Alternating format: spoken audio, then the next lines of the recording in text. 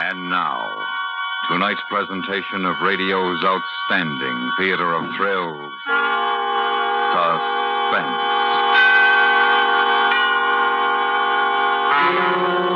Tonight, we bring you a transcribed story of a day in the life of a woman who awaits an execution. We call it The Murderess.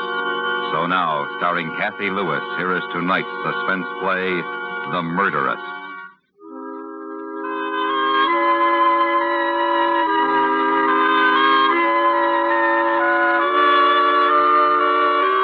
She awoke earlier that morning, earlier than she had thought she would. Purposely, she had gone to bed later the night before, read later. Then, to ensure the blessed passage of unconscious time, taken something to make her sleep, something to keep her from the slow morning hours. The bedside clock showed 8 a.m., but she knew it sometimes ran slow, and so she picked up the phone.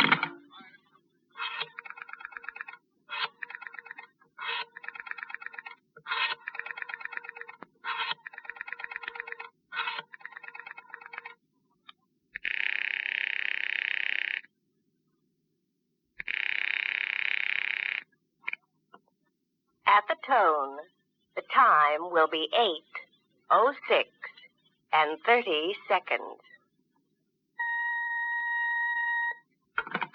Automatically, she adjusted the clock and noted the ashtray overflowing with half-smoked cigarette stubs. 11 hours and 53 and a half minutes. Cheat the seconds and say 11 hours and 53 minutes exactly. It would be finished then. And she thought, calmly, as she had promised herself she would think today. I know I can't help thinking about it. It's silly to try and push it away. But I've got to occupy myself with every minute, every second. Then the time will pass. There's lots of things to do. And I'm lucky. I didn't think I'd be able to sleep at all. And I did get 5 hours. I'm lucky. She got out of bed, and knowing the morning paper would be lying outside her door, she perversely delayed the moment when she would bring it in, instead going to the kitchen and turning on the flame under the kettle. It was at that moment of brushing teeth, washing face, that she saw, for the first time that day, the face in the mirror, her own.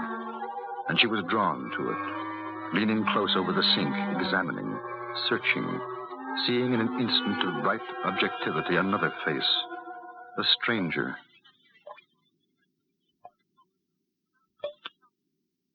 Murderer. Murderess. You, not me, but you. Your lips are chapped. It's always this time of year they get that way. You're a murderess. You killed someone. You killed him. I saw you. And when the face stared back unmoved, she was afraid, and reached up to touch the face, to feel it, and know she was herself, and not the thing in the mirror. It was 8:30 when she sat at the kitchen table to drink her tea and open the morning's newspaper. Bailey execution tonight. March 27th, Margaret Bailey, convicted slayer of her husband John Bailey, is scheduled to die in the electric chair tonight at 8 o'clock. After a lengthy trial and fruitless appeal, the attractive widow is still, according to her attorney, H. Hillman Adams, maintaining her innocence. No official word has been received from the governor's office, but it's felt unlikely that a last-minute reprieve will be forthcoming. Mrs. Bailey, who shot and killed her husband 4 months ago, is reported to have spent last night in prayer. That's not a good thing to do. I mustn't read anymore. When I go out, I won't look at the headlines on the newsstands. I won't listen to the news broadcast. Not today. That was very silly to read that. Oh, I wonder if I'd be praying. I wonder what she feels. Oh.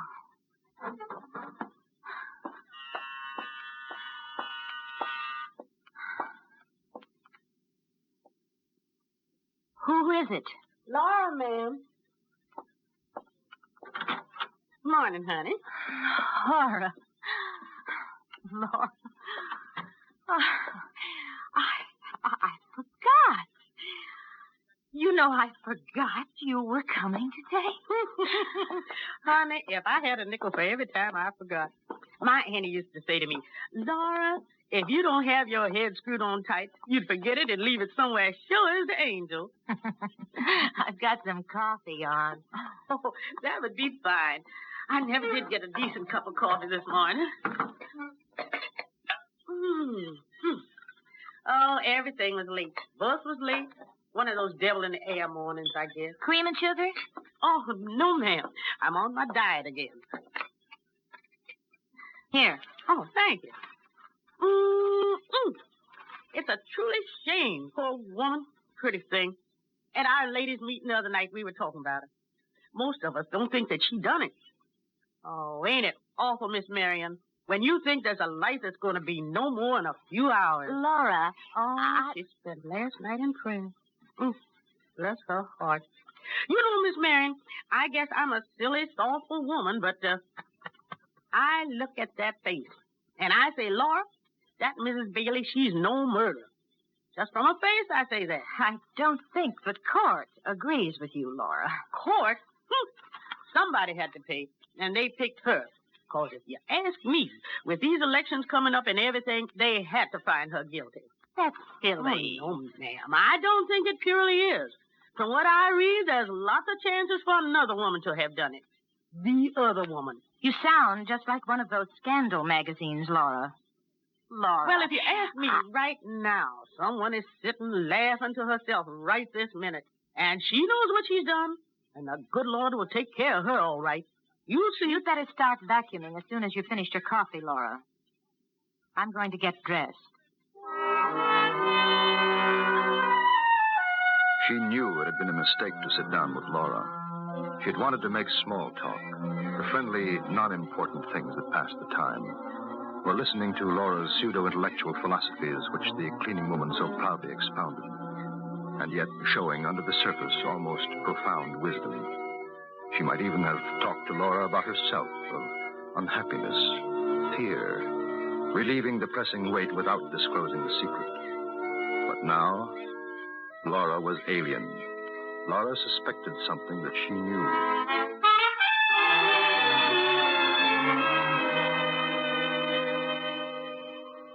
It was 10 o'clock, and there were 10 more hours until 8. I'll get it, Laura. Hello. Hello, dear. Hello, Mother. How are you? Fine. Did I wake you up? No, I've been up since 8. Oh, is Laura there? Yes. Do you want to talk to her? No. Just tell her I'm expecting her on Monday. I wasn't sure whether it would be Monday or Tuesday, but I decided Monday. All right. Are you all right, dear? Yes, I'm fine. You got one of those headaches again? I wish you'd go to the doctor about it. It worried me so much. I'm fine, Mother. I haven't got a headache. Oh, I'm glad. Would you like to come over for dinner tonight? I thought I'd... No, thanks, Mother. I've got a date. Oh? It's nobody you know, Mother. Well, that's all right, dear. I thought you might like to watch TV. There's a very good show at 8 o'clock. Jackie? I'm sorry, Mother. Maybe you could bring a date for dinner. And we could watch the show at 8, and then you could go on to wherever you're going. I told you, Mother, I can't. Look, I've got to go now. I'll talk to you soon. Tomorrow. All right, dear. Goodbye. Miss Marion, can you help me? I want to move the cabinet, ma'am. It hasn't been cleaned behind there since Noah. Oh, all right. You just take the corner, honey. All right. Don't strain yourself. Just kind of lean. I'll do the pushing. Now. Just a whisker more. There. My, honey. If you've been missing any bills and things, that's where they are. Ooh-wee. I declare. I'll take them, Laura. Well, here you are. Oh, what a nice-looking gentleman. Give it to me. It's a picture of him. I thought I'd lost it. I thought it was lost. She saw it. His picture was in the papers. She'll remember. She'll think about it, and she'll remember. It's a picture of a cousin of mine. I never liked him. He was a black sheep. You know what I mean. It caused a lot of trouble, Laura. I'd almost forgotten all about him. I'm sorry I was rude. It just brought back very unpleasant memories. Oh, why, sure. That's all right. I understand. I had an uncle like that once. Oh, he was a devil. Funny thing, though. That cousin of yours sure reminds me of somebody. Somebody I've seen or know. Now, who could that be?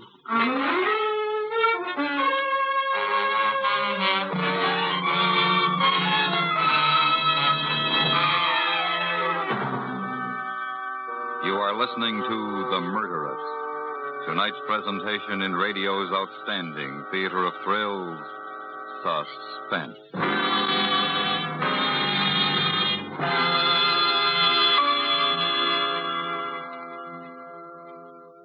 Hello, this is Marvin Miller. We'll return to our program in a moment, but first, here's something to think about. The United States of America is young among the nations of the world, but it has proven the value of its way of life. Perhaps the most important words in our national heritage are the first three words of the Constitution. We, the people. The people are in power, not an individual or a party or a group of individuals, but the people as a whole. The communists have corrupted this word people, just as they have made the words peace and freedom and liberty seem meaningless. Ask the citizen in one of the communist people's republics just how much he has to say about how his government is run.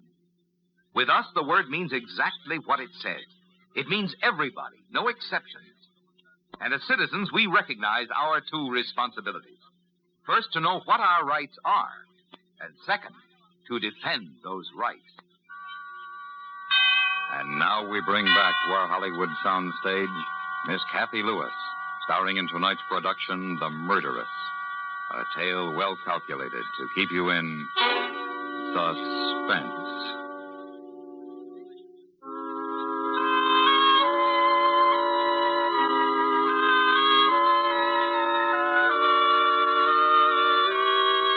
It was noon. She had listened to the sounds of Laura vacuuming, kitchen harmonies, clinking of china, ring of silver.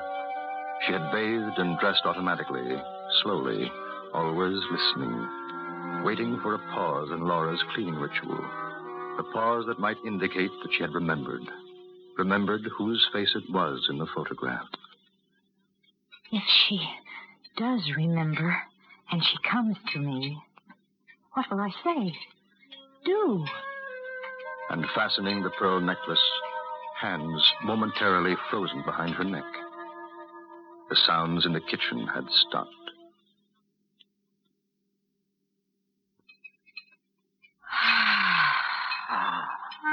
The clasp of the necklace was secured, but all of the plans so carefully made to ease the passage of this terrible day were gone. She knew she could never recapture them. She thought.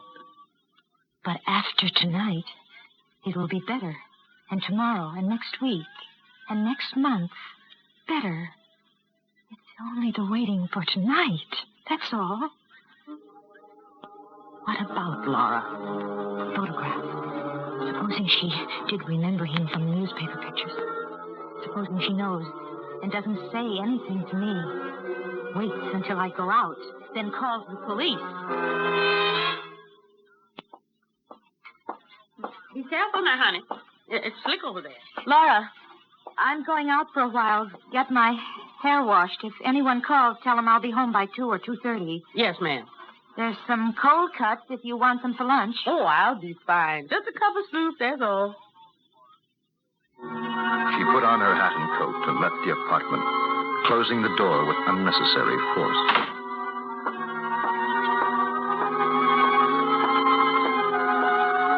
At the elevator door, she stopped and waited for a few moments. It's silly. She doesn't know anything, suspect anything. Besides, she didn't have a chance to look at the picture for more than a second or two. Who'd believe her? Lots of people resemble other people.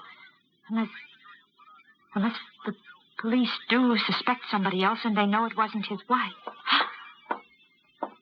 What if the newspaper stories were just a trick trying to make me think that she was going to die tonight, knowing she's innocent? Yes, I know. Yes.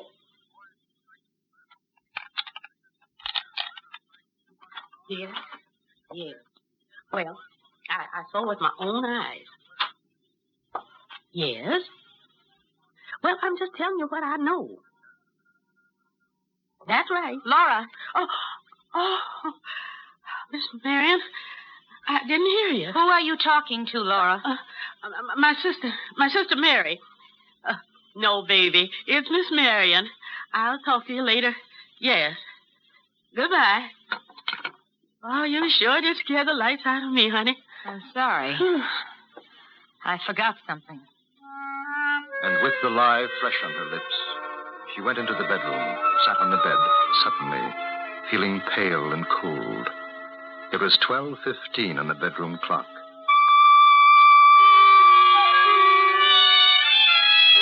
She had called the hairdresser and canceled the appointment. She knew that she couldn't leave the apartment, not at least until after Laura had gone, and that wouldn't be until 4:30. Laura had been calling the police. She was convinced of that. But I don't think they believed her. Still, they might begin to wonder. They might investigate. She was lying on the bed, arms folded behind her head, aware that her shoes were still on, sharp heels endangering the lacy counterpane, but not caring. Hearing the sounds of Laura's humming and an occasional groan as she stooped to her work. Even if they did come, they'd never find the picture. They couldn't prove anything. I'd deny it. But what would I have to deny? I mustn't do that. Then they would suspect. Oh, I wish I could sleep. This isn't the way it was supposed to be today. Oh, I think I'll make some coffee. Hello? Alice? No. What number do you want? Banning 35769. You have the right number, but there's no one living here by that name. I'm sorry. You all right, honey? Yes. Well, you want me to make you a bite of something to eat? I'm just going to make some coffee. Well, maybe you'd feel more chipper if you...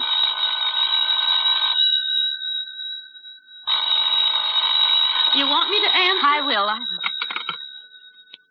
Hello? Alice? Oh, I'm sorry. I guess it's still the wrong number. Honey, you're real pale. Why don't you take off your shoes and take a lie down? Somebody trying to frighten me. That's the second time he called. Now, you take yourself a nap. That'll fix you. No, I don't want to. Oh, but, honey, you're all wrought up. You got something troubling you, Miss Marion? Want to tell me? Why do you say that? There's nothing wrong with me.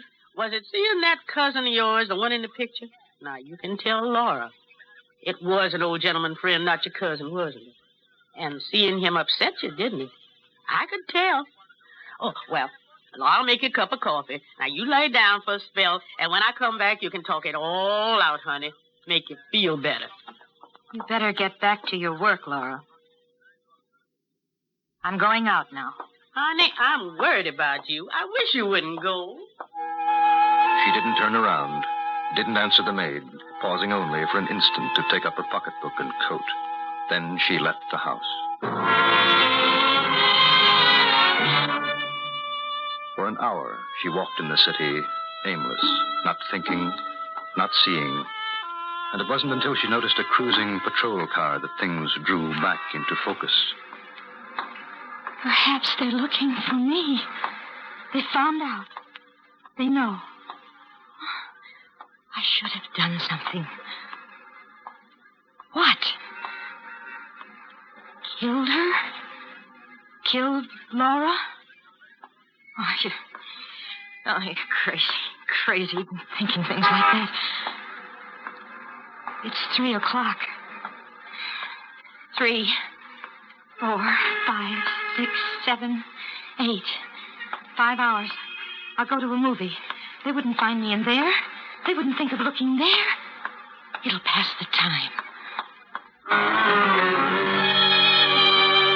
She went into the first movie theater she saw, not looking at the marquee. Paid her admission, almost ran inside, then sank into the worn, shiny seat and leaned back in semi-darkness and watched the flickering light on the screen before her without seeing or caring about its content. It was 5 o'clock when the second feature began playing. For 10 minutes she watched, now seeing and hearing because the fantasy had momentarily taken her out of herself. Not 7, you jerk. 8. Look, I got 34 apples, right? Right. You take 30 from me, right? Right. But you're a good guy. You hear that, Max? He says I'm a good guy. You give me back 3. Yeah, I get 7 now. You got 8. 4 and 4's 8. Oh, you ain't got no brains. It's arithmetic. 7. 8. 7. 1, 2, 3, 4, 5, 6, 7, 8. Okay. 8. He said 8. You heard him? I heard him. 8 it is.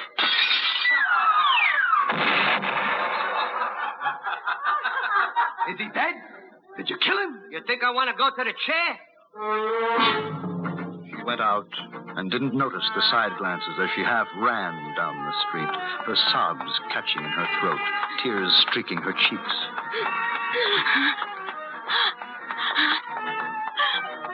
I killed him. He was bad. He should have been killed. But they wouldn't understand. I wish it was tomorrow. Tomorrow. I wish I was asleep, that I wouldn't wake up. No. Then I'd be dead. She'll be dead at 8 o'clock. She'll be... Oh, excuse me. I'm sorry, officer. You all right, ma'am? Yes, I'm all right. You sick? Why? I don't look sick, do I? I'm fine. You don't want to go wandering out in the street like that. You could get hurt. Yes, I'm sorry. I'm late, excuse me. Sure. The patrolman looked after her, puzzled, caught the eye of a bystander, shrugged, exchanged an understanding grin, and continued his beat. It was 6 o'clock when she turned into a quiet cocktail lounge on a side street, needing the drink now to forget, to blot out the last 2 hours of waiting. She couldn't go home. She knew they'd be waiting for her there. Not be seen again on the street until it was dark, until after 8 o'clock. And she sat in a shadowed booth, drinking slowly, then faster and faster, hoping for the dulling of sensibilities. I'm not drunk. And I want to be. Well, hello. Alone? Alone? Yes. Can I, buy you a drink? A drink? Oh, it's kind of lonesome sitting here, isn't it? Oh, waitress. She drank with him, and he was faceless, nobody. She didn't even care that he sat close to her in the booth, urging her. How about another drink, honey? Slyly, insinuatingly, he said things that she didn't hear. It passed the time. What's the time? Oh, it's early. No. What time is it? You got a date? Break it. I think I'm drunk now. That's okay. Who is it? We're having fun, are we? What's the time? Well, it's 7. What do you care? Hey, how would you like to go now? Goodbye. What are you giving me? I killed somebody, and I've got to go. You're not feeling any pain, honey. Come on, let's have one for the road. Goodbye. Outside, it was dusk. She stood swaying for a moment, and the sidewalk tipped under her. She walked slowly, carefully. In an hour, she'll be dead. In an hour. I wonder how long it takes to die. I think I know how she must feel now. Except she won't have to feel anymore. And I'll have to go on like this. Like today. every day. She stopped on the corner.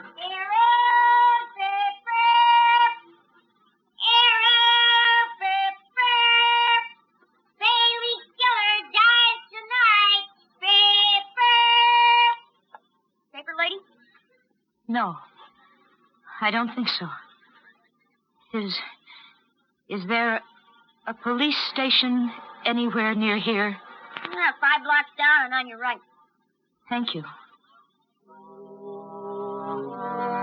It was 7:15 when she went into the police station and said to the sergeant, I want to give myself up. I killed John Bailey.